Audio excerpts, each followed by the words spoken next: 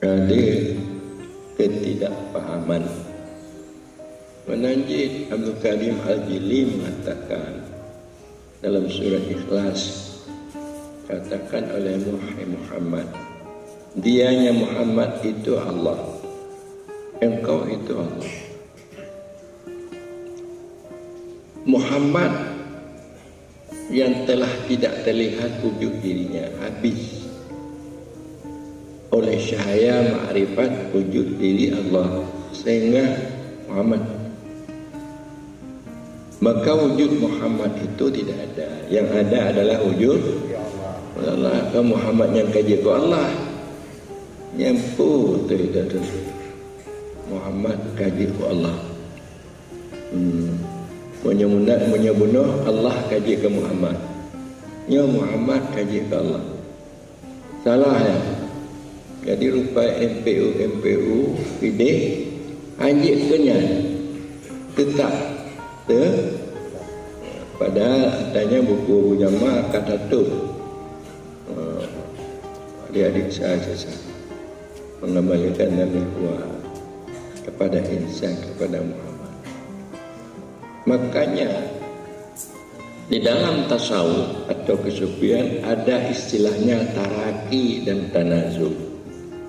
Itu tidak ada istilah di dalam akidah iman, dalam hukum syarah. Taraki dan tanazul. Taraki ini meninggi, naik. Maknanya naik kita mengingat Allah sehingga hilang kita. Itu dikatakan insan itu Allah. Kagadoh yang Allah, taraki. Kemudian tanazul, bahwa dia melihat bahwa alam semesta ini adalah merupakan limpahan daripada wujud Allah. Pada hakikatnya wujudnya tetap pada Allah, tidak ada pada alam semestanya wujudnya. Makna wujudnya perbuatan di perbuatan danyo lagi nyo hana badanya wujudnya ba Allah.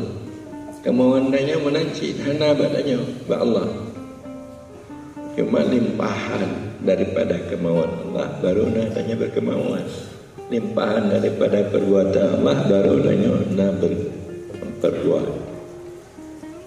Jadi istilahnya taraki. Taraki itu sama dengan insan itu Allah. Artinya insan itu tidak ada lagi, yang ada Allah. Karena taraki naik. Makna naik itu melihat asal, melihat asal. Asal dengan asal buat dengan Allah taraki tidak. Tanazul turun, hati melihat dakhir daripada wujud Allah yang pada alam semesta. Pada alam semesta ini tidak ada wujud Allah yang melimpah. Itu dikatakan taraki tanazul dalam ilmu tasawuf kesufian. Jadi kata-katanya di tempat-tempat pesantren kita macan. Inilah gunanya supaya kita selalu dapat bermusyahadah dekat dengan Allah.